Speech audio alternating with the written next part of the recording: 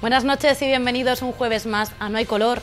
Este programa se lo dedicamos a todas las mujeres, ya que hoy celebramos nuestro Día Internacional, una jornada con la que se pretende luchar por conseguir la igualdad de género. Y precisamente en nuestro plató estará una mujer luchadora y emprendedora. Les hablo de la escritora y periodista Noelia Jiménez. Hoy nos trae a No hay color los secretos de su libro Tinta y Oro. Además, haremos un recorrido con nuestro historiador Chus Aurcade por las mujeres más importantes que nacieron en nuestra tierra. Así que no les hago esperar más. Arranca No hay color.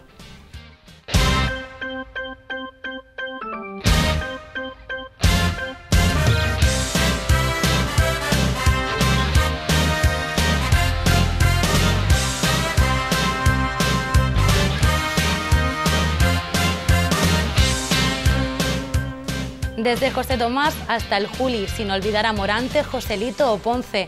15 de los toreros más destacados de las últimas décadas despliegan su capote, esta vez no en el ruedo, sino en las páginas de Tinta y Oro, un libro en el que se confiesan con la periodista Noelia Jiménez. Lo hacen identificados con 15 grandes obras de arte del Museo del Prado. Toros, literatura y pintura son el punto de partida de un libro que hoy les vamos a desvelar con la ayuda de su autora. Noelia Jiménez, muy buenas noches. Buenas noches, Alba. Muchas gracias por estar con nosotros en No hay color. Gracias a vosotros por invitarme.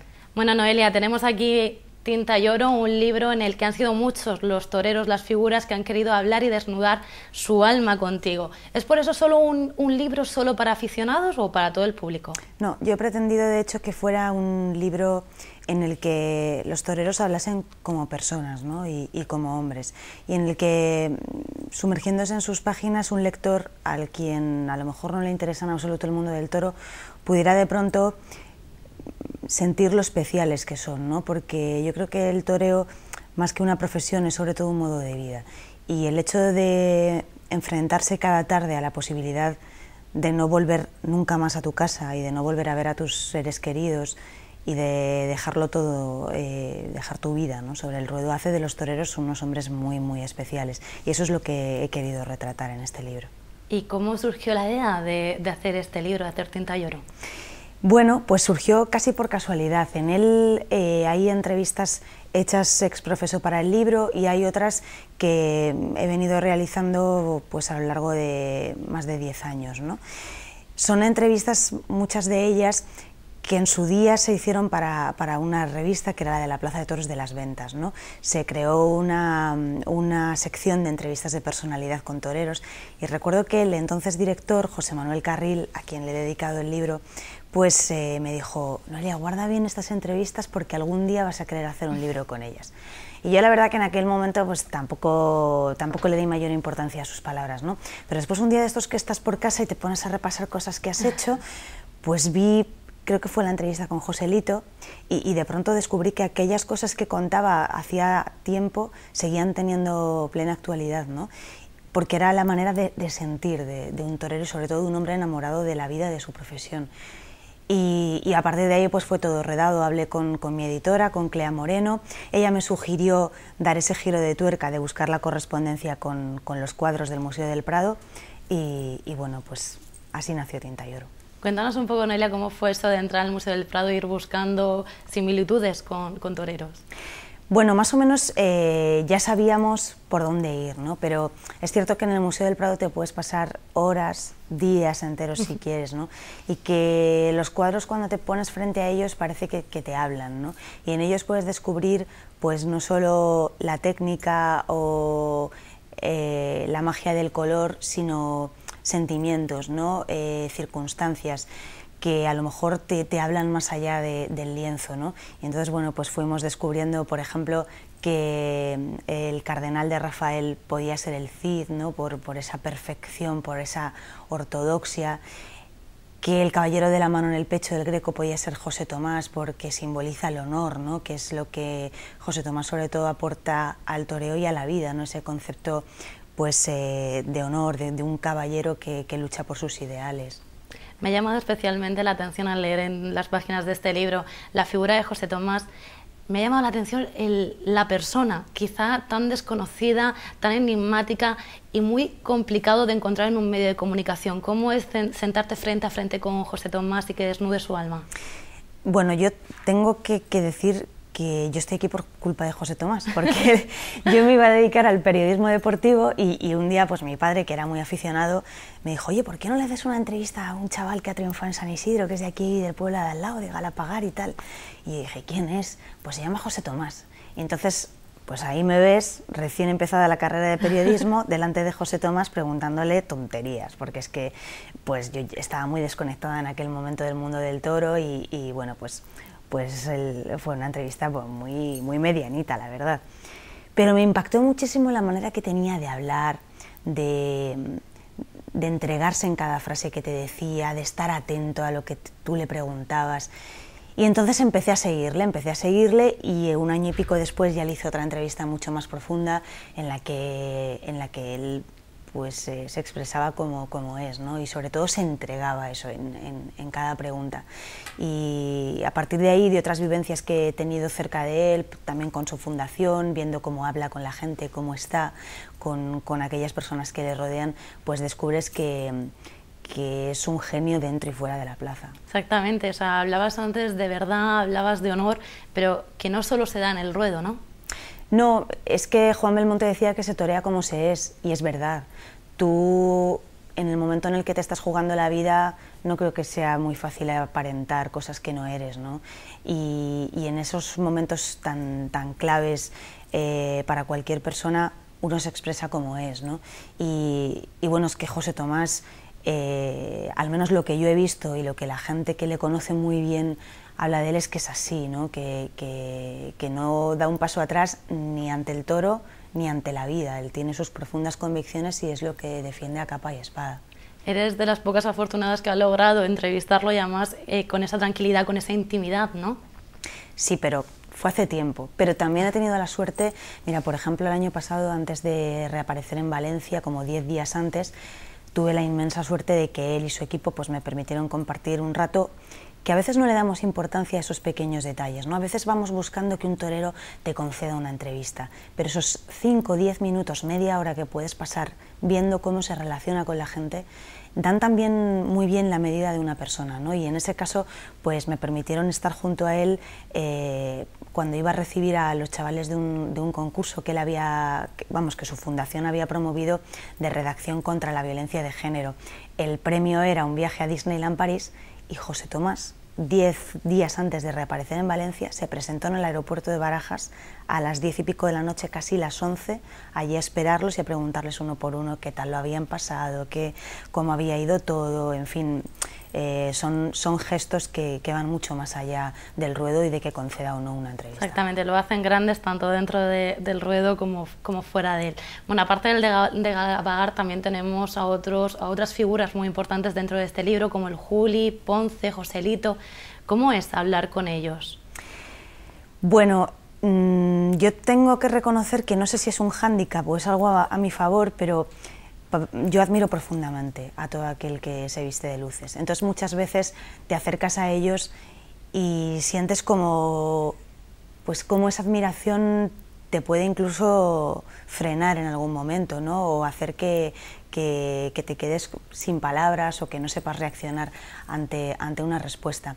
Pero sobre todo he intentado en cada una de esas entrevistas empaparme de su filosofía, ¿no? de esa manera de ser, de esa entrega, de esa capacidad de sacrificio, que además es que ahora me hace mucha gracia porque en los momentos en los que vivimos tan difíciles, ¿no? En los que hay que sobreponerse pues a la pérdida de un empleo, a que las cosas no te vayan del todo bien, y siempre invocamos eso al valor de superación, a la capacidad de sacrificio, de luchar por los ideales, y los tenemos en el toreo, ¿no? Y eso es lo que yo he tratado de aprender con ellos y de reflejar también en el libro.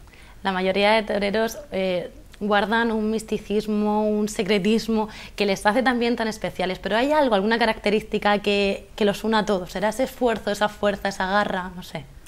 Sí, yo creo que a todos los une en general, primero, una gran capacidad de superación. El último que lo ha demostrado ha sido Juan José Padilla, después de esa reaparición por la que nadie hubiéramos dado un duro, que en 5 meses ese hombre tal y como estaba hubiera reaparecido, y lo ha hecho dando un ejemplo de torería ante la vida, ¿no? Porque yo creo que es sobre todo otra de las características que definen a los toreros. ser toreros también ante la vida, saber sobreponerse a todas las dificultades. Lo de Padilla también tiene un libro, ¿Noelia? Desde luego que tiene un libro. ¿Te lo planteas?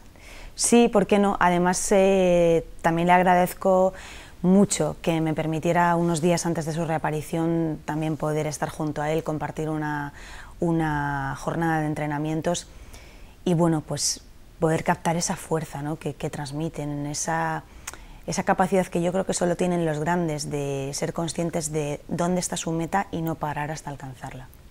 Noelia, vamos a volver al libro, si te parece, luego Sí. seguimos con el tema de Padilla. Hay un torero que a mí me pone la piel de gallina y es Morante de la Puebla.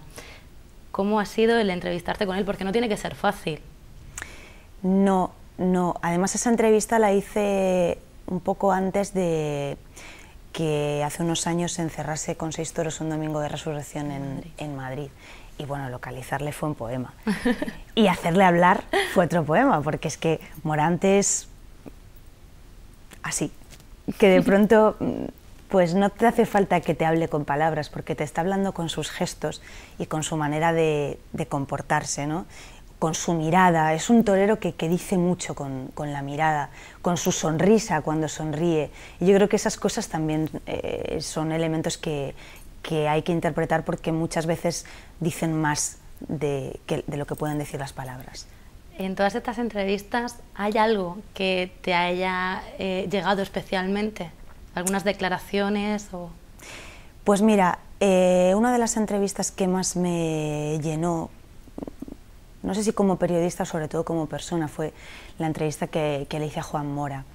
Ver cómo un torero que él mismo dice: yo he sido un proscrito, porque a mí nadie me ha querido durante mucho tiempo, y aun sabiendo que no me iban a poner en las ferias, yo cada mañana me levantaba y cogía mis trastos, entrenaba y estaba en plena forma para que cuando me dieran una oportunidad estuviera preparado para poder aprovecharla, ¿no?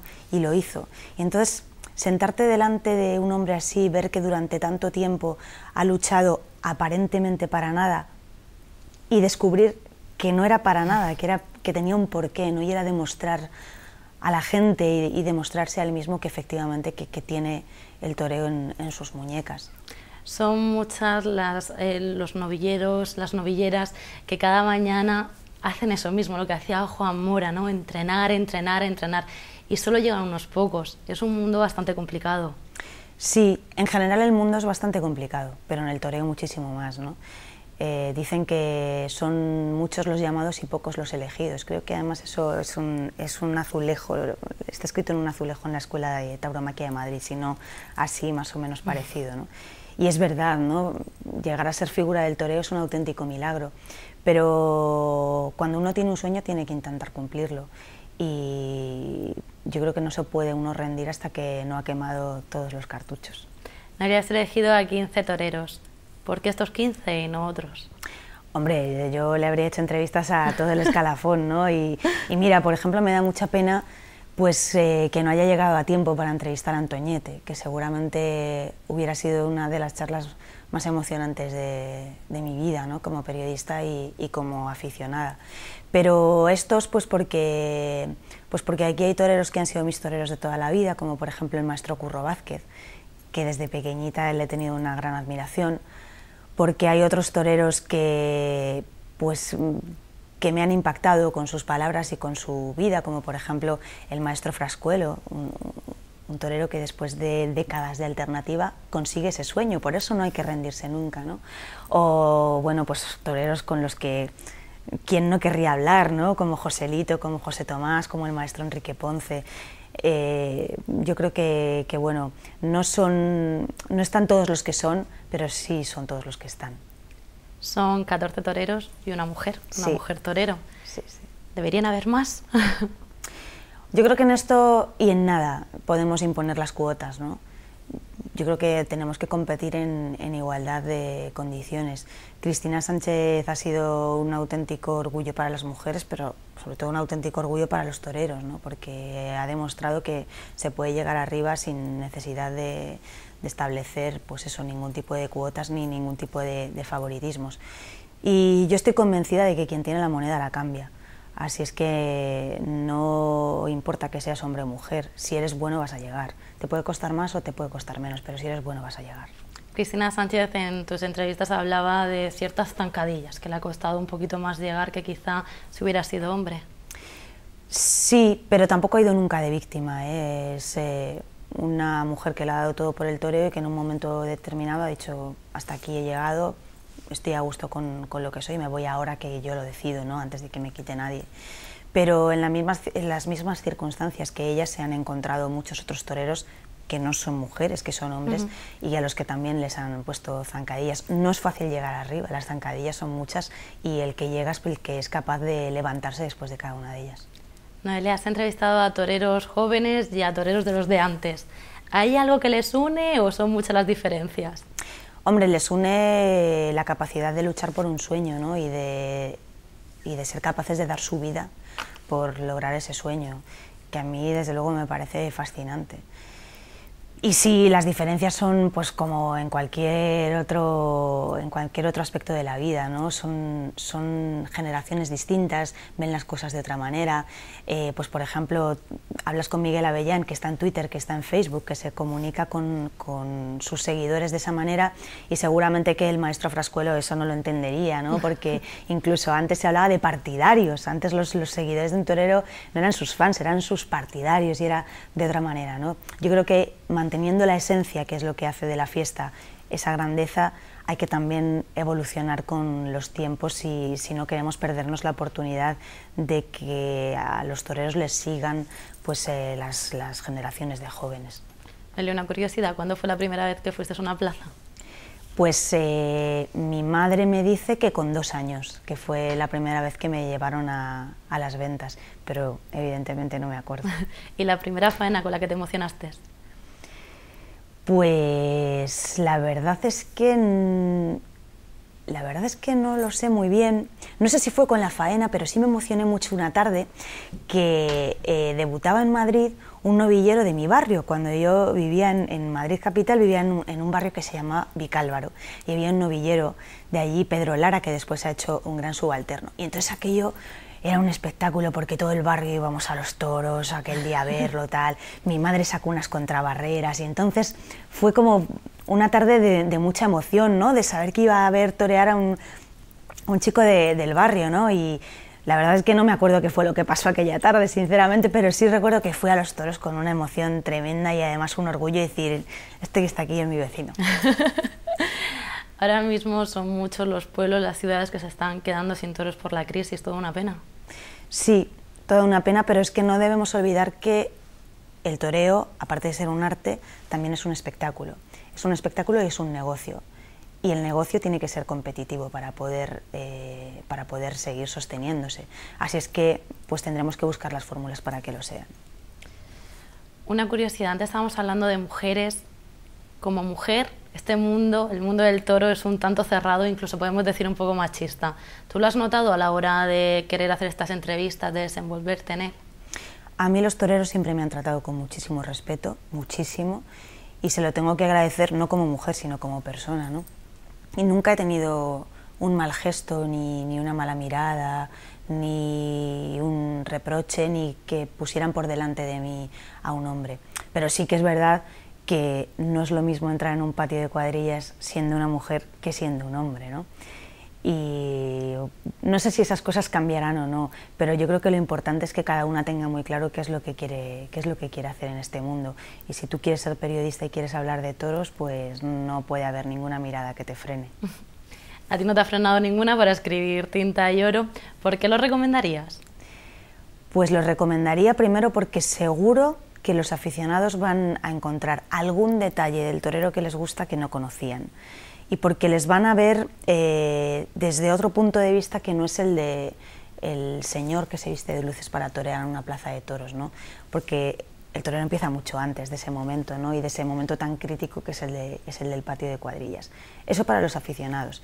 Y para los que no lo son, lo recomendaría porque seguramente que la imagen que van a ver en este libro del torero, que no me la he inventado yo, que la cuentan los propios toreros, es algo que nos esperan.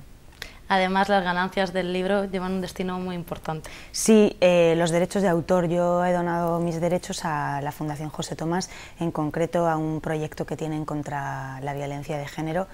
Y lo he hecho primero porque este libro, aunque lleve mi firma, es un libro con muchas voces y con muchos padres, ¿no? Que son todos los que me han abierto su casa y su corazón para hablarme de ellos y de sus carreras y de su vida, ¿no? Y segundo, porque a mí el toreo me ha dado muchísimo, entre otras cosas estar hoy aquí contigo, y creo que esta es una manera de devolvérselo. ¿Alguna edad para leer este libro? No, yo creo que desde que uno aprende a leer puede leerlo. ¿Puede crear afición? Hombre, yo no me atrevería a decir tanto, sería un poco petulante por mi parte, ¿no? Pero fíjate que tengo amigas que se declaraban antitaurinas, lo han leído por aquello del compromiso, oye, una amiga mía ha escrito un libro, habrá que leerlo, y me han dicho, oye, pues esto de los toros tiene cosas que yo no me esperaba. Sí, además hay mucha curiosidad porque podemos encontrar cómo son las casas de los grandes, cómo van vestidos, cómo entrenan, ¿no? Sí. Son muchos detalles. Bueno, a mí siempre me ha gustado mucho el género de la entrevista y en concreto la entrevista de personalidad, ¿no? Que creo que últimamente tampoco se cultiva mucho. Y bueno, pues me gusta poder conocer al personaje más allá de su esfera pública, ¿no? Tampoco se trata de desvelar ninguna intimidad, pero sí de dar detalles que pueden ayudar a que quien lee esa entrevista se haga una idea de cómo es esa persona más allá del personaje. ¿Tienes en mente algún otro libro sobre tauromaquia? Sí, sí. A mí el toreo me ha dado muchas satisfacciones y Tinta y Oro me ha dado muchas satisfacciones y creo que como periodista y como intento de escritora lo mejor que puedo hacer para devolverle al toreo tanto como me ha dado es darle yo pues mi pluma, ¿no? ¿Serán de entrevistas de otros toreros? ¿Se han quedado algunos en el tintero que quieras darle voz? Siempre se quedan en el tintero, entre otras cosas porque si no esto en vez de ser Tinta y Oro sería el Cosío, ¿no? Con un repertorio inmenso de toreros, ¿no? Siempre, hombre, pues por ejemplo ahora lo que hablábamos antes, Juan José Padilla tiene un libro para él solo, ¿no? Pero no solo como torero, sino como un hombre que ha sabido superarse a sí mismo y ser capaz de vencer no ya el miedo que se tiene cada tarde, sino el miedo de saber que una tarde de verdad has estado a punto de perderlo todo, ¿no? Y bueno, pues por supuesto toreros históricos, Paco Camino, El Viti, otros toreros modernos que por circunstancias no ha dado tiempo a que estén en Tinta y Oro, como José Estando en María esta Manzanares. tierra también te tengo que hablar de Rafaelillo. Hombre, por supuesto, por supuesto. ¿Qué le parece Rafaelillo? Pues Rafaelillo es un torero con una garra y un coraje impresionante, ¿no? Que antes hablábamos de zancadillas. La carrera de Rafaelillo tampoco está siendo nada fácil, ¿no? Y luego de pronto una tarde no le salen bien las cosas y te encuentras con que hay veces que determinados públicos no son del todo justos con un torero, ¿no? Y desde luego que ser capaz de enfrentarse cada día a los hierros que se enfrenta a él sin perder la sonrisa, sin un mal gesto y sabiendo que ese es su camino, tiene mucho mérito. Hoy estás aquí en Murcia, creo que te une un lazo con esta tierra, ¿no? Sí, sí, la verdad es que una de mis primeras prácticas como periodista las hice aquí en Onda Regional de Murcia y desde aquí quiero mandar un saludo pues a todos los compañeros de este medio y todos los medios de la región con los que en algún momento pude trabajar, ¿no? Y después el Club Taurino de Murcia, donde yo di una de mis primeras conferencias también, por cierto, pues me invitó muy generosamente a presentar el libro en la Feria de Septiembre con mi amiga Verónica de Haro, con mi amigo José Francisco Bayona y bueno, pues son cosas que una se las guarda en el corazón para siempre. Noelia, ¿has visto toros en la Condomina? No, la verdad es que no. He visto toros en muchas plazas de la región, he visto toros en Cejín, he visto toros en Calasparra, he visto toros en un montón de portátiles de Murcia, pero casualmente para la Feria de Murcia, pues por una enfermedad no pude estar. Este año, en el 125 aniversario, es una buena oportunidad. Hombre, pues desde luego que lo apuntaré en la agenda. ¿Con qué afición te sientes más identificada, con la de las ventas o la maestranza? Con ninguna en particular. Yo creo que uno tiene que ir a los toros a emocionarse, o al menos yo voy a los toros con la intención de emocionarme, con la intención de que cuando salga por la puerta pues haya tenido un momento de felicidad, ¿no? Aunque sea un instante.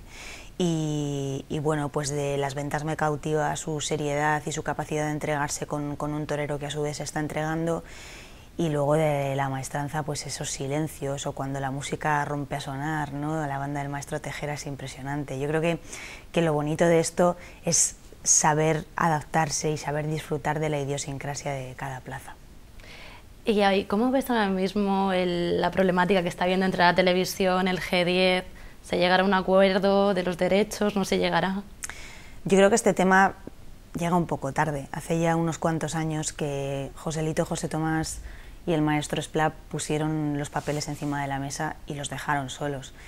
Y es cierto que están luchando por algo legítimo, que es ser ellos, como dueños de sus derechos de imagen, que es un derecho que nos reconoce a todos la Constitución española. Ellos quieren poder gestionar esto, ¿no? Están en su legítimo derecho. Ahora, no sé si este es el momento y no sé, tampoco estoy al cabo de la calle de los intríngulis de las negociaciones, ¿no? Pero yo creo que por el bien de la fiesta se debe llegar a un acuerdo, pero sobre todo los aficionados deben tener muy claro que esto no es solo un problema de dinero, que es un problema de dignidad. También quería preguntarle, Noelia, ¿cómo ve que las televisiones generalistas quizás solo saquen una corrida o una faena cuando ha pasado algún percance o algo muy grandioso, pero que no se le dé una cobertura diaria? Hombre, pues a mí como aficionado no me parece bien. Lo que pasa es que muchas veces los aficionados no saben cómo se trabaja en las redacciones, ¿no? Y a mí me ha pasado de gente que te dice, oye, pues tú siendo aficionada, ¿por qué no dais información taurina no sé dónde, tal? No saben lo difícil que es realmente en una reunión de contenidos conseguir que alguien se interese por el toreo, ¿no? Porque yo creo que hemos perdido algún tren de adaptarnos a nuevas generaciones, ¿no? Que ahora mismo para los chavales de 15, 16, 17 años un futbolista es lo más, y antes lo era un torero, ¿no? Entonces probablemente haya que empezar a cambiar muchas cosas, y este G10 del que antes me hablabas, pues seguramente que tiene el poder en su mano. Noelia, para ir finalizando, me gustaría que alguien que aún no haya ido a una plaza de toros, que se haya emocionado con un torero, con una faena, ¿qué forma o cómo le dirías que acudiese? ¿Cómo se venderías? Yo siempre a la gente que me dice, oye tal, ¿por qué no vamos a los toros y que no ha ido nunca? Siempre le digo, prueba, pero sobre todo prueba una tarde que a ti te haga ilusión ir a los toros, una tarde donde tú sientas que el ir a los toros es más que el hecho de sentarte en el tendido a ver una corrida, ¿no? Disfruta. A mí siempre me gusta cuando llevo a alguien a Las Ventas, por ejemplo, que es la plaza donde yo más suelo ir, pues que vea el ambiente, que vea dónde se reúne la gente, que vea a lo mejor a los toreros en el patio de cuadrillas desde arriba, que pueda vivir muchos detalles a los que los aficionados muchas veces no prestamos mucha atención porque estamos muy acostumbrados a verlos, ¿no? Pero la gente desde fuera todas esas cosas le llaman la atención, y sobre todo explicarle muchos detalles del ritual, de la liturgia, que a la gente de por sí pues le pueden cautivar. Y yo creo que hay un argumento clave, y es que una corrida de toros a nadie le deja indiferente.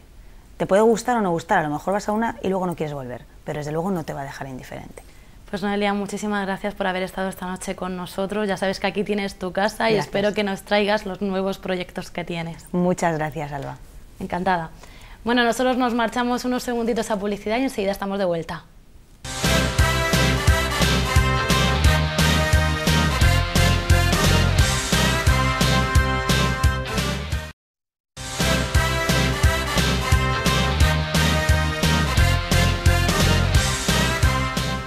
Y como la noche va de mujeres, nuestra sección de historia no podía ser menos. Así que vamos a hacer un recorrido por la historia de aquellas mujeres que han tenido más importancia en nuestra región. Y para ello nos acompaña nuestro historiador, Chus Aurcade. Chus, muy buenas noches, Hola, ¿qué tal? Buenas noches, bien, gracias a Dios, bien. Muy bien, ya te tenemos aquí de vuelta.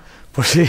Y para hablar de mujeres. Para hablar de mujeres, como Dios manda. ¿Han sido muchas las mujeres importantes que ha dado esta tierra? Sí, hombre, y además ya hemos mencionado a muchas a lo largo de estos meses, ya han salido, por ejemplo, hemos hablado de mi amiga Leonor Hernández, Leonor Albadalejo, hablamos de la cómica Baltasara, mencionamos también a Carmen Conde, sí, hemos mencionado ya bastante, sí. Vamos a hablar un poquito más de la figura, si te parece, de Carmen Conde, que sí. La hemos dejado siempre un poco en el aire. Sí, sí, como Vamos tú a hablar quieras. de esta intelectual. Bueno, pues verás, Carmen Conde es una mujer que tiene muchos rasgos que la hacen un personaje muy destacado de nuestra región, Quizá lo primero que te van a sacar a colación es que fue la primera mujer en ser académica de la lengua en España en el año 1977. No solamente en España, si no recuerdo mal y si no me falla la memoria, fue la primera mujer académica de la lengua en toda Europa, incluso antes que en otros países como Francia, que la primera fue Marguerite Yourcenar. En España, según algunos, también de una manera un poquito oportunista, en el sentido de que había muerto Franco, se había iniciado la democracia y convenía, ¿no?, que hubiera un aire nuevo y que ese aire llegara a todas las instituciones, incluidas las más académicas. Y como España siempre ha tenido una tradición muy fecunda y muy notable de mujeres escritoras, quizás sería lo más fácil empezar por una mujer escritora. Se batió el puesto, que me acuerdo que era la letra K minúscula, la del sillón que se jugaba, con, creo recordar que con Ana María Matute, y salió elegida ella. Claro, su trayectoria era, digamos, singular, porque Carmen Conde, siendo una mujer republicana, no fue al exilio. Fue una mujer que tras la guerra civil lo pasó francamente mal, pero se quedó aquí en España. Estuvo en Madrid casi de tapadillo, formaba una pareja muy singular con su marido Antonio Oliver, no tuvieron hijos, nada más un embarazo malogrado, y ya toda su vida la dedicó a la literatura, porque ella desde pequeñita cuenta en sus memorias que ella quería saber por qué al árbol se le llamaba árbol, y al libro se le llamaba libro, y que devoraba totalmente, se metía debajo de las camas a leer de una manera voraz, insaciable, y además por un carácter muy arrojado. O sea, era una mujer que no se paraba en nada. A los 15 años ya estaba trabajando en Cartagena, ganó unas oposiciones para trabajar, si no recuerdo mal, en los astilleros, pero no me acuerdo en qué sección. Y uno de los detalles que ya nos hablan de qué tipo de persona estamos sacando a colación es que ella quería estar en contacto con los mejores, quería aprender de los mejores, y le escribió a Juan Ramón Jiménez, cuando todo el mundo le decía no lo hagas porque ni te va a contestar, y además es una persona de un carácter muy difícil, no tienes la menor esperanza de que se ocupe de ti.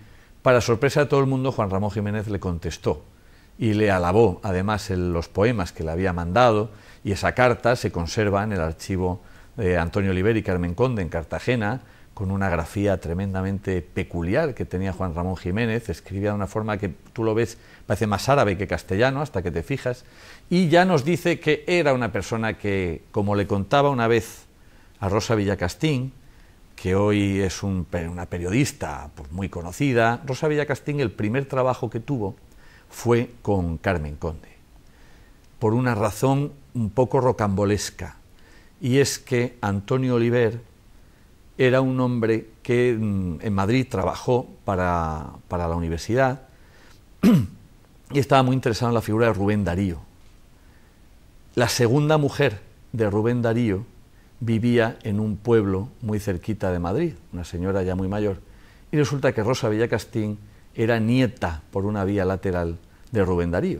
O sea, no es nieta biológica, pero estaba emparentada a través de ahí. Entonces conoce a Antonio Oliver, a Carmen Conde, y su primer trabajo lo tiene con Carmen Conde. Y un día, hablando con Rosa Villacastín, nos contaba, con ocasión del centenario de Carmen Conde, que para ella Carmen Conde era el modelo de mujer que había luchado por dignificar el papel de la mujer en la cultura, en las letras, en el mundo editorial, y que a ella le había dado un consejo, que a mí se me quedó un poco en la cabeza. Dice, tú, con toda la educación del mundo, cuando quieras algo, tú llamas a la puerta, pero si no te abren, pegas una patada y entras.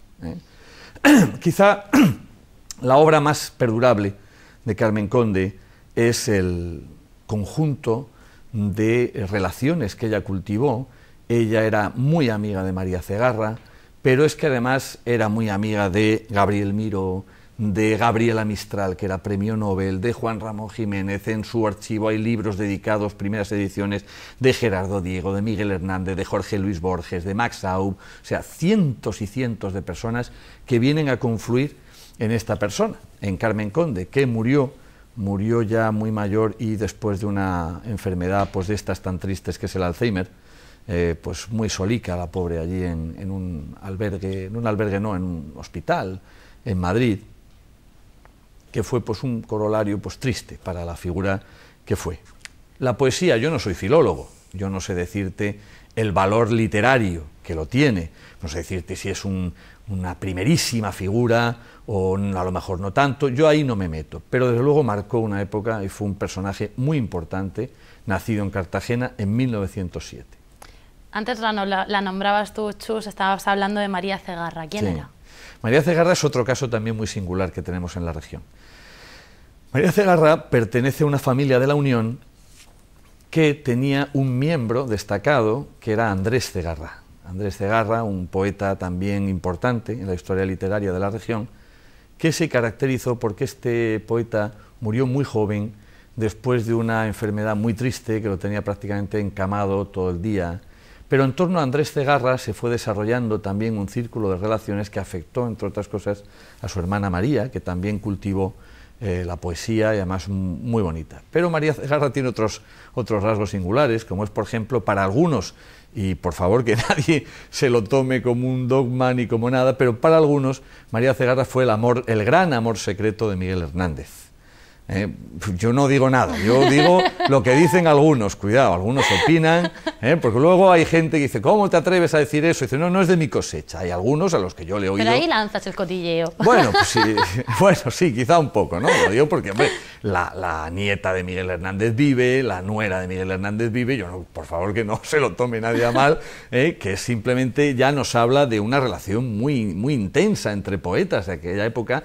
Cronológicamente son poetas de la generación del 27, quizá no son Juan Ramón Jiménez o Federico García Lorca, pero están en ese mundo de eclosión de la poesía en España con muchísimos grandes poetas. Claro, es que si tú dices que una figura de segundo calibre en la generación del 27, pues es Manuel Altolaguirre, Manuel Altolaguirre es un pedazo de poeta. Pero claro, es que delante está Pedro Salinas, está Gerardo Diego, es que hay un personal ahí de muchísimo calibre, ¿no? Bueno, y además otra cosa que singulariza a María Cegarra es que fue, si no la primera, de las primerísimas mujeres en España que fue perito químico, o lo que hoy diríamos un ingeniero químico, lo que ya se convirtió en su profesión y de hecho ella ejerció la educación en la enseñanza secundaria hasta que se jubiló y murió, la verdad es que no hace tanto, hará unos 25 años, una cosa así. Yo conozco personas que han sido o alumnos de María Cegarra o incluso compañeros de trabajo de María Cegarra y que por supuesto hablaban maravillas de ellas. Si lees, por ejemplo, por los poemas que tiene dedicados a los cristales químicos, pues son verdaderamente chocantes. Esa fusión que parece que no pega, ¿no? Un ingeniero químico escribiendo poesía, pues sí, ella lo hacía y lo hacía muy bien, muy bien. Más mujeres importantes, Chus, vamos a hablar de Emma Egea. Bueno, es que si hay mujeres en Murcia, quizá donde notamos el mayor número de mujeres destacadas es en el mundo de las letras. Las escritoras, tenemos una cantidad de escritoras notables en nuestra región, pues mira, las dos que acabamos de mencionar, Emma Egea puede ser una tercera, pero claro, si te vas a hoy, tienes a Marisa López Soria, tienes a Lola López Mondéjar, Marta Zafrilla, en otras épocas Pura Azorín, que te voy a decir, Josefina Soria, que era también amiga íntima de Carmen Conde y que murió hace no mucho tiempo. Es decir, hay muchas y las que se me olvidan, pero algunas de ellas, siendo creadoras notables, han pasado un poquito desapercibidas. Y ese es el caso de Emma Egea. Emma Egea es una poetisa muy notable de Cartagena, que ganó bastantes premios, a pesar de que ella empezó a participar en premios y a publicar ya cerca de los 50 años, quizá porque su vivencia personal fue muy intensa, en el sentido de que era una mujer muy vital, pero afectada por un síndrome neurológico que la iba dejando paralítica poco a poco. Entonces, ese debate, esa vivencia tan íntima de lo que es querer vivir y ver cómo se te va frustrando ese deseo, pues se traduce en su poesía, y es un poco triste que no sea una persona tan conocida como quizá debiera. Incluso el hecho de que exista una fundación Emma Egea y que apenas la conozca esa fundación, mucha gente, pues nos habla quizá de un olvido un tanto injusto acerca de este personaje, que es muy interesante, su biografía es muy interesante. Pues aquí le hemos dado su hueco. Pues yo creo que sí, que tendríamos que venir un día, que viniera la fundación aquí, nos hablara de qué hacen, nos hablara de la figura de Emma Egea, que ya te digo, yo creo que es un olvido injusto. Bueno, entonces vamos a pasar ahora del arte de la literatura al arte de la pintura, y lo hacemos de la mano de Sofía Morales. Bueno, Sofía Morales pues también es otro caso Pintoras también hemos tenido bastantes y las tenemos aquí, pero yo creo que quizá la persona de más relieve que no esté viva, porque claro, si vamos a hablar de las artistas vivas, mejor dejarlo, porque están en pleno proceso de creación y no sabemos a dónde puede ir a acabar ese proceso, ¿no? Pero claro, Sofía Morales, desgraciadamente, ya falleció. Sofía Morales es una pintora muy notable también, que acabó siendo también miembro de la Academia de Bellas Artes de Santa María de la Risaca, de aquí de Murcia, que tiene un arte muy depurado, muy esencial. Ella va a Madrid y ya en Madrid es donde desarrolla prácticamente toda su carrera pictórica, y volvemos a encontrarnos con lo mismo. Es decir, si tú dices pues Chelete Monereo, o dices a lo mejor Dolores Andreo, y son nombres que digamos que en el mundillo suenan, fuera del mundillo también, porque ahora mismo el arte tiene mucho mercado, pero hay mucha gente que desgraciadamente no conoce a Sofía Morales. Está también un poco en el ámbito de un grupo de pintores, cronológicamente es posterior, pero es que en la primera mitad del siglo XX en Murcia hay muchos pintores muy buenos. Está Luis Garay, está Joaquín, está Pedro Flores, está Bonafé. Aquí había una actividad artística muy grande. Algunos de ellos fueron incluso a París a codearse con los que estaban trabajando en primera línea. Sofía Morales es un poquito posterior, de hecho muere pues a lo mejor del año 2000, una cosa así, no te lo estoy diciendo de memoria, no lo sé seguro, muere mayor, y su producción es muy característica. Es decir, cuando uno ya le ha cogido el punto a la obra de Sofía Morales, es difícil no reconocer un cuadro de Sofía Morales. Muy bonito, muy esencial, como te digo, es arte figurativo, no es arte abstracto. Te puedes encontrar paisajes, bodegones, con un color muy empastado. Es un trabajo también de mucha personalidad artística. Entonces, en la región, por lo que hemos visto y nos has contado, han pasado mujeres luchadoras, emprendedoras, incluso adelantadas en su tiempo, pero también mujeres con mucho carácter, porque sí, ahora quiero que nos cuentes qué sucedió el 20 de septiembre de 1911 en Murcia. Bueno, pues sí, para eso me he traído, pues como siempre, a mis amigos, en este caso a Ricardo Montes. Ricardo Montes tiene este libro, Lucha por la supervivencia, motines, huelgas y manifestaciones en la región de Murcia, y la presencia de la mujer en la primera fila de los motines y de las huelgas es constante. O sea, es raro que haya algún suceso en el que no aparezca o una mujer liderándolo o mujeres en plano de igualdad totalmente con los hombres, batiéndose el cobre, luchando, protestando, lo que hiciera falta. En septiembre de 1911 lo que hay, y lo cuenta muy bien Ricardo, es una manifestación de hilanderas.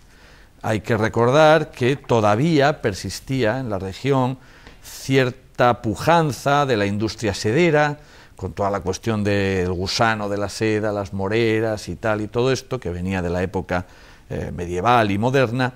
Bueno, pues ese día acaban por juntarse, dice aquí, cerca de 2000 muchachas que están peleando por mejorar sus condiciones laborales, que además, cuenta Ricardo, que se junta con otro movimiento huelguista de hombres obreros de la fábrica de hierros Peña.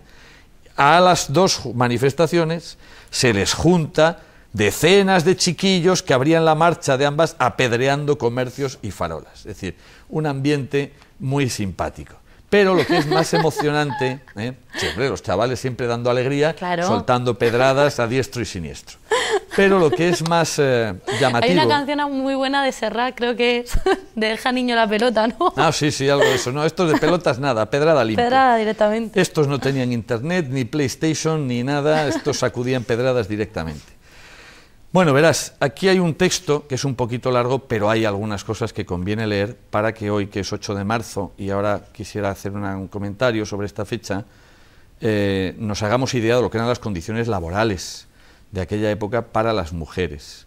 Estas mujeres escriben al periódico, concretamente a El Liberal, para que la gente sepa lo que están viviendo y por qué están protestando, que no quieren follones, y describe lo que es la jornada de trabajo de una mujer hilandera, y dice, siento que a lo mejor es un poquito largo, pero realmente creo que conviene la pena que se conozca. Al toque del último pito de la fábrica, que es a las 6 menos 5 de la mañana, tenemos que estar todas dentro del portal, quedándose fuera y perdiendo por tanto un cuarto de día la desgracia de retardarnos un poco. Nos dejan salir a almorzar a las 8:05 y a las 8:25 hay que estar trabajando. Salimos a comer a la 1:10 de la tarde y a las 2 menos 5 hay que estar trabajando de nuevo hasta las 7 menos cuarto. Si sumas, te estás yendo a las 12 horas de jornada laboral. Hay que advertir que la mayoría de las trabajadoras pertenecemos a la huerta, que estamos distanciadas próximamente 1 legua de terreno. ¿A qué hora nos levantaremos y a qué hora llegaremos a nuestras casas? Todo este trabajo es retribuido con el sueldo por término medio de 60 céntimos al día. Pues si bien, bueno, aquí hace una acotación de cómo les incidían este sueldo las multas, eran sistemáticamente multadas. Estás distraído, multa, has llegado tarde, multa, tal, con lo cual el sueldo era nominal, pero cuando iban a poner la mano para cobrar les había volado parte del sueldo. De forma que por estar distraídas ese corto tiempo, envueltas en vapor y con las manos metidas en agua hirviendo, que era una de las cosas de las que se quejaban sistemáticamente, que tenían las manos despellejadas, porque para coger la hebra que permitía tirar del capullo, el capullo tenía que estar en agua hirviendo, entonces están metiendo las manos continuamente en agua hirviendo. Bueno, por estar todo el día así, nos regalan diariamente la gran cantidad de 45 a 50 céntimos, pero tenemos la ventaja de que aunque no comamos y vayamos descalzas y en cueros, estamos trabajando nada menos que en seda. Y desgraciada de la que diga una palabra, pues es retribuida con un bofetón o cuando menos con 8 a 10 días de arresto. Esto, como comprenderán, es insufrible e intolerable, por lo que rogamos a nuestra primera autoridad que para evitar disturbios permanezca dicha fábrica cerrada, y así acaba, y lo firman las hilanderas de la fábrica de San Diego en Murcia. Es decir, las condiciones laborales eran durísimas, durísimas, durísimas. Bueno, Chus, creo que querías comentarnos algo acerca de este día. Sí, porque es que hay una cosa curiosa, aparte de que hoy es la festividad de San Juan de Dios, patrón de los bomberos y de los enfermeros, es el Día Internacional de la Mujer Trabajadora, y muchas veces cuando uno intenta averiguar por qué se celebra un 8 de marzo, pues resulta que te hablan de que se conmemora un incidente que hubo en una fábrica en Chicago, en la cual unas mujeres huelguistas que se habían encerrado, pues el dueño de la fábrica, ni corto ni perezoso, quema la fábrica con ellas dentro. Bueno, pues eso se perpetúa, se elige esa fecha para conmemorar este día de la mujer que trabaja fuera de su casa, porque a la mujer que trabaja dentro también habría que conmemorarla, pero bueno, sería otra fecha, o no, podría ser hoy también. La misma. Bueno, pues resulta que si tú te pones a buscar, verás que no existió tal incendio. Ah, ¿no? No, o sea, el 8 de marzo no hay ningún incendio de esas características, ni en Chicago, ni en Nueva York, ni en ningún otro sitio. Bueno, se cogió esa fecha, pero no es una manipulación, ni es un invento. Es simplemente una elección, digamos, sin un soporte histórico constatable. Pero entonces, ¿ese incendio no existió nunca? No, ese incendio no existió nunca. Claro, lo que te decía, quizá alguno pueda pensar, pues se lo han inventado, es una manipulación. No, yo no lo creo. La elección es mala. Se arriesgan cuando no se puede comprobar que existiera eso. Ahora, incendios y catástrofes en las fábricas de las mujeres de aquella época por abusos hubo muchos, y hubo algunos especialmente destacados. Y el que ha pasado más a la historia, porque incluso hasta hace no demasiado tiempo se podía hablar con alguna de las supervivientes, fue un incendio que sucedió en Nueva York el 25 de marzo de 1911, en la fábrica El Triángulo, que era una fábrica de camisas. Esta fábrica estaba en un rascacielos, en varios pisos de un rascacielos, y como el dueño no se fiaba de las mujeres que trabajaban allí, pues las tenía encerradas con candado.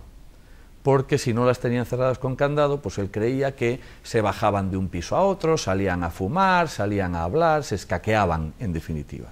Con lo cual, estos periodos que nos han dicho en Murcia, mientras que no se marcara el periodo de descanso, estaban encerradas con candado.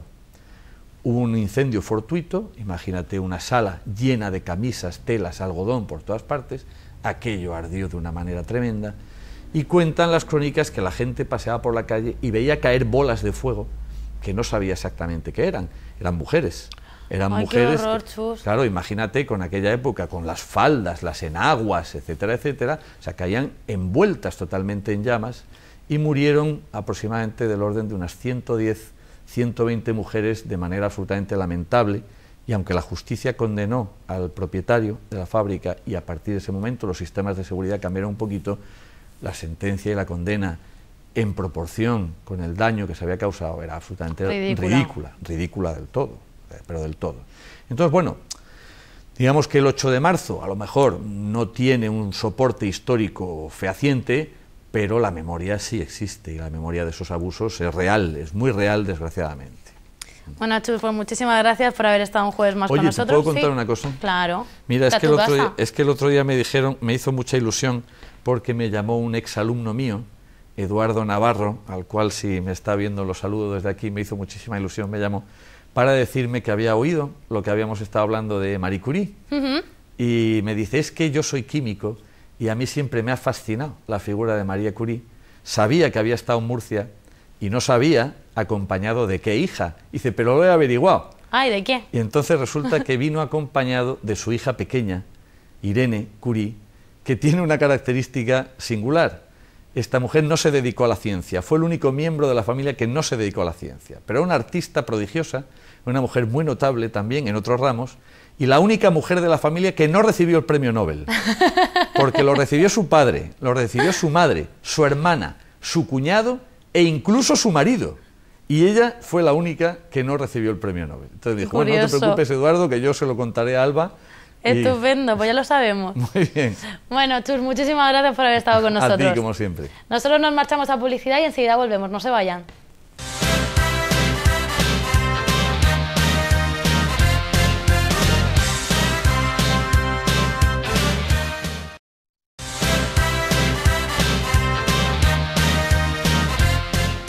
Yo ya creo que lo tengo que presentar como Los Grandes, que es lo que es, ya que cada jueves noche su sección triunfa como ninguna. Señoras y señores, con todos ustedes, mi copresentador Rafa. Muy buenas noches, Rafa. Buenas noches.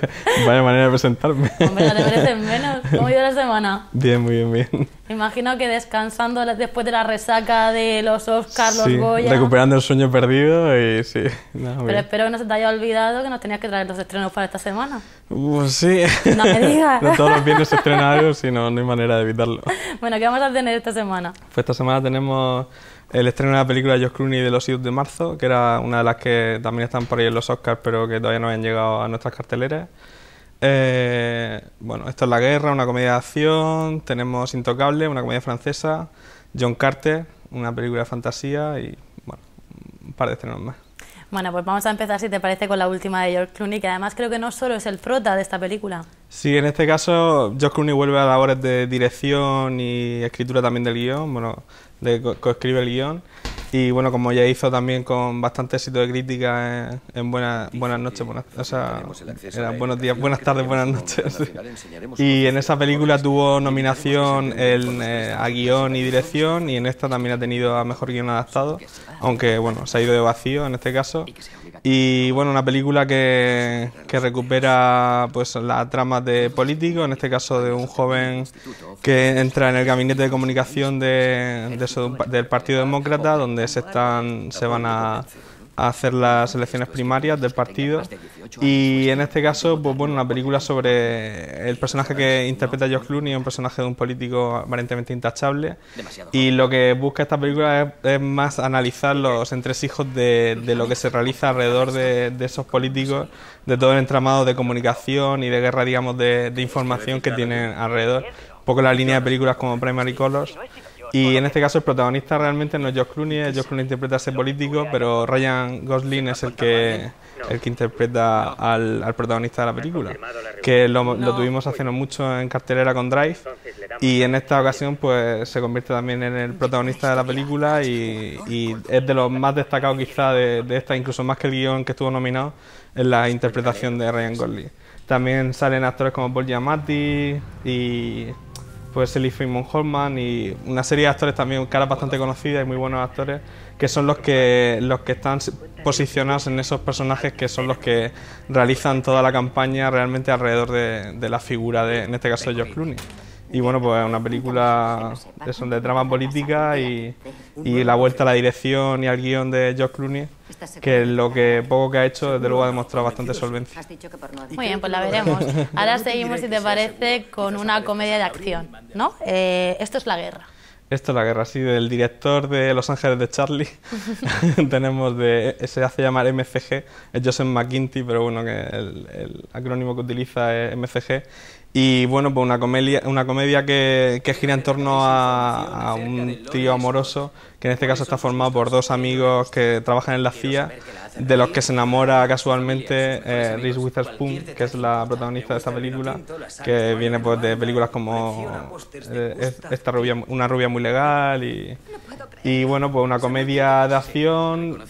El director, pues bueno, lo que nos ha traído hasta ahora, la verdad es que Los Ángeles de Charlie o Terminator Salvation no son películas que sean muy destacadas, pero bueno, en este caso, pues en el género de la comedia y de los líos amorosos, pues quizá nos traiga algo un poco más entretenido que películas como la saga de Los Ángeles de Charlie. No sé si será más entretenida, los protagonistas son guapísimos, si eso cuenta, tanto ellos como ella, ¿eh?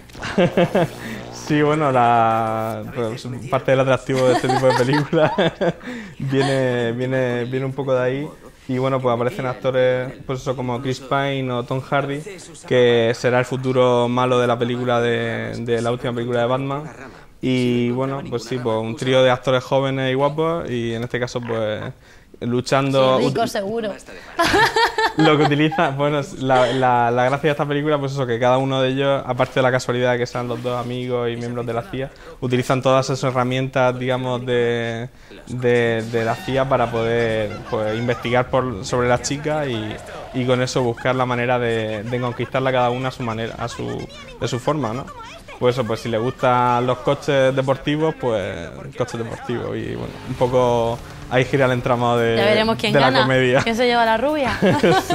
sí, la rubia, lo que está claro es que hay una rubia. Sí. Bueno, y ahora vamos con otra película que me llama mucho la atención el argumento de la misma, no me salía. Intocables.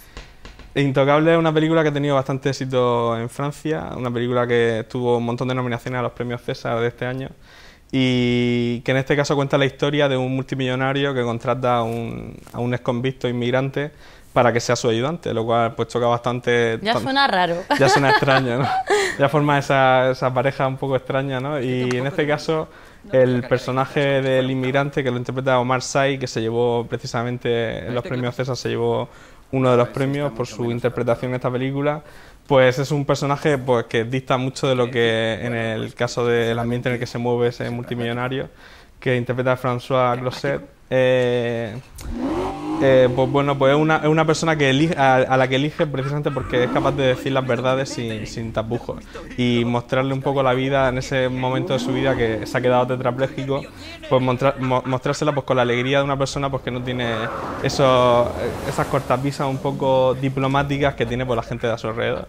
Y bueno, pues por ejemplo, en lugar de subirlo al coche pensado para tetrapléjicos, pues en este caso pues lo sube al deportivo que tiene multimillonario. Y bueno, por ejemplo, por una fiesta de cumpleaños que nadie baila por respeto a François Cluzet, pues se pone a bailar y bueno, pues buscando un poco el contrapunto, ¿no? a una clase social concreta y que sirve un poco de alegría y de distinción para el protagonista, que le da pues eso, en esa etapa dura de su vida, pues le aporta pues esa alegría por vivir que a lo mejor ahora mismo a él le falta a pesar de todo el dinero que tiene. Seguro es divertida. Sí, no, vamos a encontrar momentos muy buenos. Ha sido de las películas así que han tenido bastante éxito, sobre todo en la taquilla francesa. Y bueno, pues eso, que a nivel de comedia una apuesta segura. Mira, ahí lo vemos bailando en la fiesta. Sí, ya todo el mundo está parado en ese momento, claro, diciendo, bueno, y este se pone a bailar, venga, esto es la fiesta de cumpleaños pues a bailar como un loco, y todo el mundo mirándolo asombrado. No, el personaje que interpreta a Omar Sy, de luego que es muy, muy divertido. Muy bien, bueno, también tenemos película para los amantes de lo fantástico, John Carter. John Carter, sí, esta película, bueno, de lo fantástico y de la ciencia ficción, pero bueno, que en este caso sí que es cierto que está inspirado en unos libros de Edgar Rice Burroughs, que es el creador del personaje de Tarzán, y que hizo una saga de novelas de fantasía, que son las de que salía el personaje de John Carter, Y son novelas en las que directores y autores como George Lucas o el mismo James Cameron para Avatar se han inspirado para hacer sus películas. Es decir, la verdad es que esta película, el problema que tiene es precisamente la cantidad de referencias que tiene en ese mundo imaginario que en este caso pone en escena Andrew Stanton, que viene de haber hecho películas de animación con Pixar con mucho éxito, que incluso se ha llevado a Oscar, como en Wall-E o en Buscando a Nemo. Pues en este caso nos da el salto a la imagen real. Y el gran problema que tiene es eso, que la gente, una vez que cuando se enfrenta a esta película, se encontrará con que muchos de las historias y personajes que aparecen son un poco lugares comunes de películas pues como La Guerra de las Galaxias. Pero es precisamente por eso, porque la historia en la que se basa esta película, a su vez George Lucas la utilizó para desarrollar ese mundo galáctico de La Guerra de las Galaxias. Y bueno, pues en este caso la gran aportación que puede tener sobre todo Andrew Stanton, pues la puesta en escena, es un director muy creativo y bueno, da el salto al cine en este caso pues de imagen real y con integración de animación, igual que hizo Brad Pitt con la última Misión Imposible, y esperando un poco conseguir el éxito que tuvo de crítica y de público su compañero de Pixar. Y bueno, aparte el protagonista no es demasiado conocido, pero sí que salen pues actores pues como Mark Strong, por ejemplo, que lo tuvimos hace no mucho en El Topo, o una serie de personajes. Lo que pasa es que muchos de ellos lo que interpretan son alienígenas, o sea que ni siquiera se les ve la cara. Pero bueno, que el presupuesto de esta película ha ido sobre todo a los efectos especiales.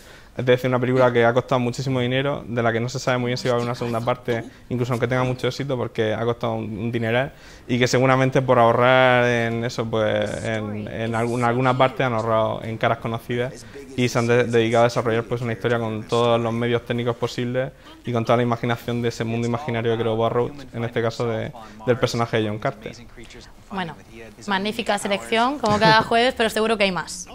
Sí, tenemos un par de películas más, en este caso españolas, y tenemos la película de Dictado, que es una película, en este caso de suspense, ¿vale? Que recuerda un poco a historias como la de La huérfana. Es una película en la que es una niña que se queda huérfana, es adoptada por una pareja, que el vínculo que tienen con la niña, bueno, adoptada, la cogen en su casa de forma temporal, porque el padre de la niña ha fallecido y era amigo de la infancia de Juan Diego Botto, el protagonista.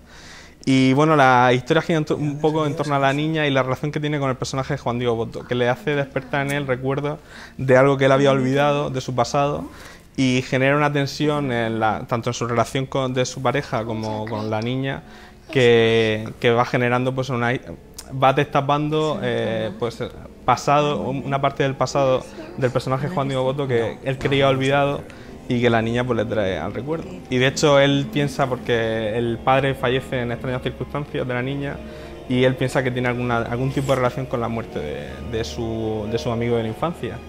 Y bueno, pues es una película que recuerda a historias como la de La huérfana, de niñas, en este caso, que no parecen demasiado inocentes. Y bueno, el suspense de la película gira en torno a saber realmente hasta qué punto esa niña o es malvada o realmente hay algo ahí que no sabemos y que nos desvelarán al final de la película. A mí esos de las niñas malvadas me dan un poco de miedo, ¿eh? Bueno, sí. Esto es como los payasos, creo que tengo un trauma infantil o algo, Rafa. Me dan un poco de pánico. Sí, aquella esa, la que te digo de Jaume Serra Colette, que era la de la huérfana, la verdad es que el personaje daba muy mal rollo. Pero bueno, luego la explicación que le dan a aquel personaje supongo que será distinta a la de esta niña, pero bueno, sí que dan... Venga, háblanos de la otra peli.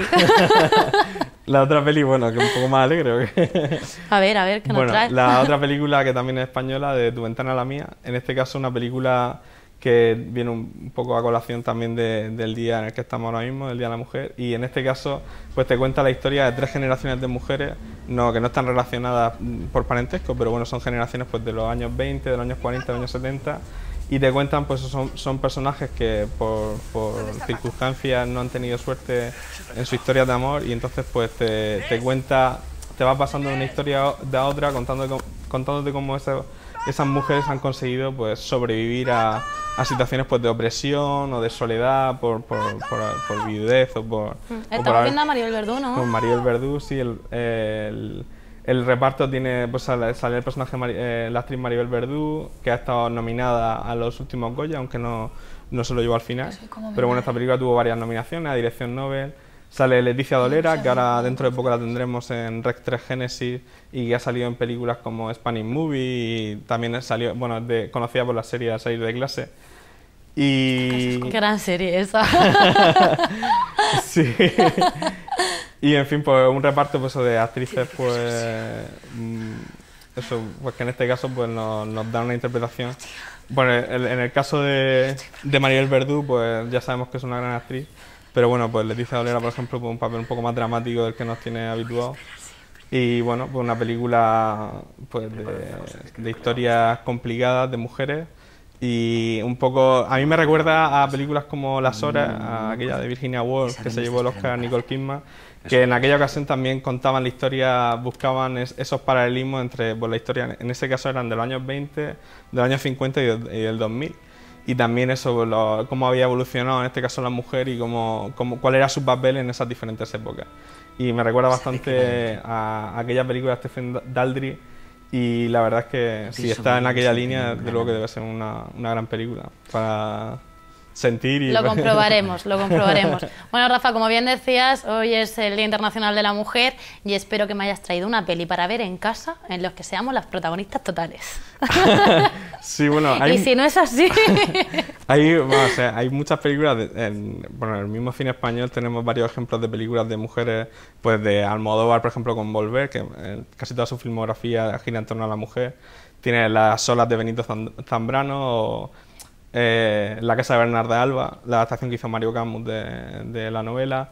Pero bueno, me he querido ir ya que los 80 parece que están un poco de vuelta, a una película... ¿Nos vendes el cine español ya ahora? Sí, bueno, pero digo, que podría seguir hablando igual que la última película que hemos estado comentando, que sí que hay ejemplos de cine español de buenas historias sobre mujeres. Venga, vamos, Rafa, al grano. En este caso, la película que en inglés se llama Working Girl, y aquí se trajo como Armas de Mujer. Y una película de finales de los 80 de Mike Nichols con unos estilismos maravillosos. Sí, que querías que hoy me hicieran a mí. Que yo pensaba que sirvieran de inspiración con Melanie Griffith y sobre todo, bueno, incluso más que el de Melanie Griffith, el de John Cusack, que tiene un pedazo de tupé cardado maravilloso. Y bueno... Menos mal que las de tiritas me quieren mucho. Sí, bueno, pero otra peli que puede servir de inspiración a... Bueno, cualquier película de los 80 puede servir de inspiración. Qué gracioso estás. No, pero bueno, en este caso la película, aparte del choque que supone ver esos peinados, pues bueno, una película sobre una mujer trabajadora de una gran empresa pues, americana, y pues cómo se tiene que enfrentar a los prejuicios e incluso a compañeras de su misma empresa, en este caso de Sigourney Weaver, que interpreta ese personaje pues que intenta, muy consciente del papel a lo mejor clásico de la mujer, y pues con el contrapunto de Melanie Griffith, que intenta con sus propios méritos y su inteligencia y no por su apariencia alcanzar un puesto de mayor importancia dentro de la empresa. Y bueno, una comedia muy divertida, una comedia ligera, no va a sacar grandes conclusiones del papel de la mujer. Pero vamos a pasar un buen rato con ella. Pero sí, una película va a pasar un buen rato y bueno, pues también sale Harrison Ford, que aunque las mujeres son las protagonistas, pero viene bien también el contrapunto masculino. Muy bien, Rafa, pues muchísimas gracias un jueves más por habernos traído todo este cine a No hay color. Gracias a ti. Y ahora nos vamos al circo. No se pierdan un detalle de nuestro siguiente reportaje.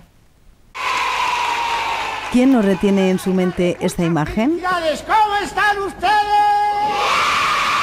El circo nos ha acompañado a lo largo de nuestras vidas y por mucho que haya llovido desde este momento, ese espectáculo circense sigue enamorando a pequeños y mayores, aunque cierto es que llenar una de estas carpas en estos tiempos es muy complicado. Otro país, otra ciudad. Como a todos los sectores, al circo también no es excepción, entonces le afecta un poquito también, sí. Una situación difícil a la que cada tarde estos artistas tienen que hacer frente y con la mejor de las sonrisas. Yo creo que cualquier profesión hoy en día, con la crisis que estamos, es dura, sea ella cual sea, pero el circo no es excepción. Nosotros, nuestra dificultad no es el trabajo en la pista, o sea, cuando la gente ve este pequeño acto de 5 minutos del artista, esta no es nuestra verdadera vida. La vida es desplazar todo esto, movernos de pueblo en pueblo y montar el circo, de montar, y todo esto es lo que supone, bueno, la dificultad de vivir en un circo, ¿no? Llevar nuestra caravana, viajar y viajar y cada vez más viajar. Eso es el gran misterio del circo. Su objetivo es hacer disfrutar a su público y los niños saben bien lo que quieren. Hay tigres de Bengala y pues he venido aquí para divertirme un poquito. Quiero ver los payasos. Para ver leones. Mi hermana los pitufos. Los leones. Los tigres. Y como ellos, nosotros también nos hemos dejado llevar por la magia del Circo Alaska. Somos felices al conseguir... Sigue siendo un circo tradicional, de hecho con payasos, con trapecistas, trapecistas volantes que ya hace muchísimos años, quizá nunca ha venido incluso a vuestra ciudad, y tenemos tigres, y bueno, es un circo muy tradicional y es lo que llama la atención a la gente, que hoy en día se quiere copiar mucho a circos como Soleil y tal, y aquí no, aquí seguimos aún la línea del circo tradicional y creo que es lo que le hace especial a este circo. Es, sin duda, el espectáculo de los sentidos. Un hombre se encierra en una jaula con 6 tigres, un trapecista dibuja figuras imposibles sobre nuestras cabezas. Las risas están aseguradas por los payasos y, por supuesto, los demás animales, números, canciones nos hacen pasar una jornada de lo más especial.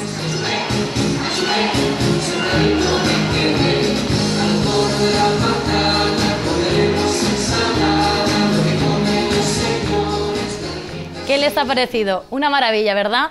Pues aún están a tiempo de dejarse enamorar por este espectáculo, ya que estará en la capital murciana hasta el domingo. ¿Y saben quién irá seguro? Pues las 4 familias que han ganado el concurso I Love Circo de esta casa y nos contaron por qué querían ir al Circo Alaska. Con ellos nos pondremos en contacto y les haremos llegar las entradas. Enhorabuena y a disfrutarlas. Paloma García Medina, muy buenas noches. Buenas noches, Alba, ¿qué tal? Pues nada, muy bien, recordando viejos tiempos con el circo. Bueno, y no tan viejos tiempos, que también ahora es una buena época para ir, ¿no? Además, de verdad. Yo tengo ganas. Sí, deberías. Yo ya he ido al Circo Alaska, ¿eh? Bueno, Paloma, cuéntanos, ¿qué tenemos esta semana en la agenda cultural? Comenzamos esta noche la agenda con una exposición. En este caso no hay que ir a ningún museo, ni a ninguna sala, ni galería, porque en esta ocasión el arte sale a la calle, no es el ciudadano el que tiene que ir a buscarlo. Concretamente a una de las principales calles de la ciudad de Murcia, la Avenida de la Libertad, que acoge, como estamos viendo en las imágenes, una exposición muy llamativa de obras de gran formato del artista parisino de ascendencia española, Jean-Claude Fary. Y bueno, como estamos viendo, pues son obras de gran tamaño, de acero, de hierro, 9 esculturas, concretamente, de la última etapa de este artista, que ha ido, a lo largo de su trayectoria artística, pues ha tenido ha ido probando diferentes estilos, sobre todo diferentes formatos y técnicas.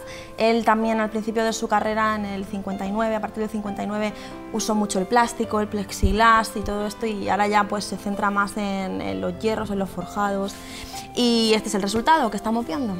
¿Hasta cuándo vamos a poderlo ver? La exposición está, como decimos, en la Avenida de la Libertad, como podemos ver, hasta el 7 de mayo, o sea que hay tiempo para poder disfrutarla. Es una excusa más para acercarse y darse un paseillo por Murcia. Bueno, y ahora creo que nos vamos de concierto. Sí, nos vamos de concierto. No es un concierto al uso, es un concierto peculiar, porque en este caso es una especie de duelo musical entre dos bandas que están de moda ahora en el panorama de la música española, en el panorama pop. Secon, la banda murciana Secon, y Cat People, que es un grupo que nació en 2005 entre Vigo y Barcelona. Y bueno, pues como decimos, será un concierto doble. Los 2 grupos se subirán al escenario, pues eso, para tener un duelo, en este caso, amable y simpático, no de mal rollo.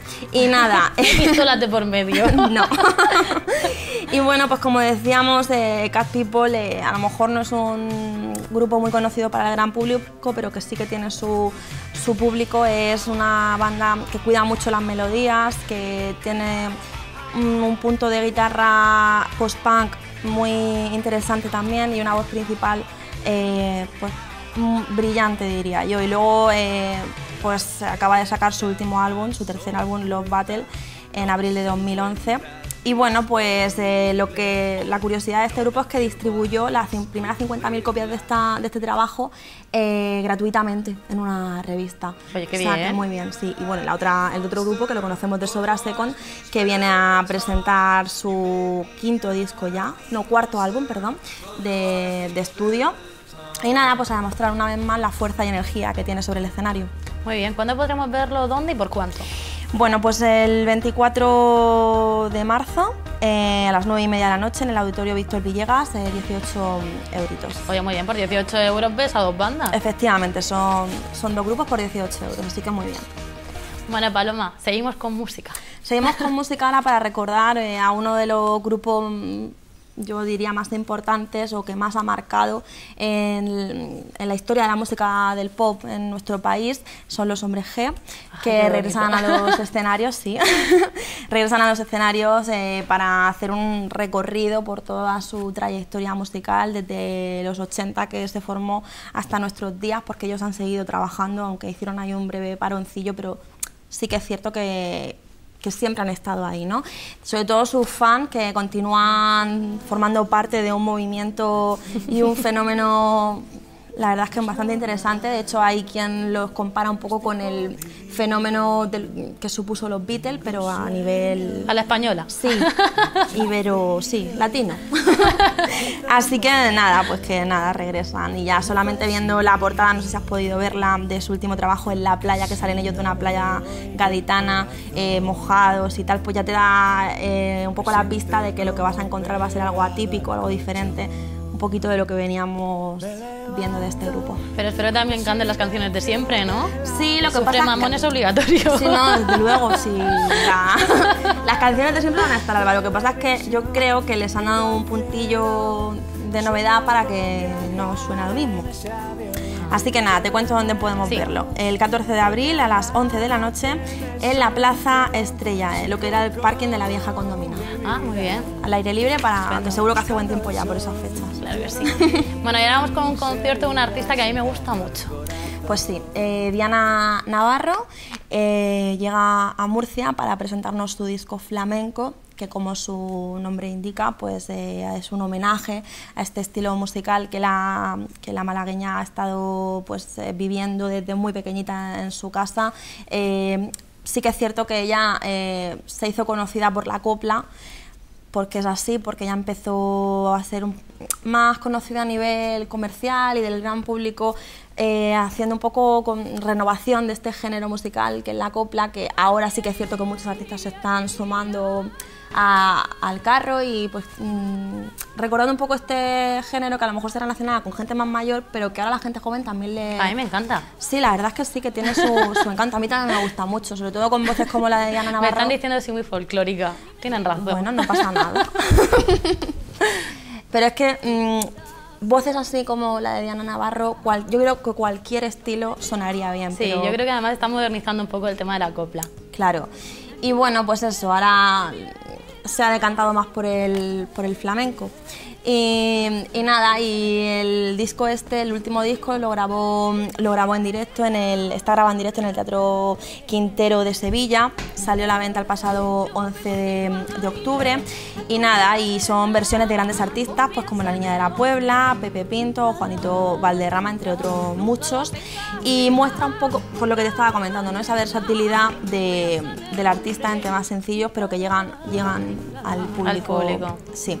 Y nada, y eso, y que es una gran oportunidad, yo voy a ir seguro. Es el 22 de marzo en el Teatro Romea, que además es una gran oportunidad para reencontrarse con el teatro, que yo todavía no lo he visto. Yo tampoco. O sea que una cita obligatoria. Que no se puede perder ningún murciano. El 22 de marzo a las 9:30, como decíamos, en el Teatro Romea de la capital. Muy bien, Paloma, pues muchísimas gracias por haber estado un jueves más con nosotros. Muchas gracias a ti, Alba. Y nosotros nos despedimos ya, pero lo hacemos con la música de Diana Navarro. Hasta el jueves que viene.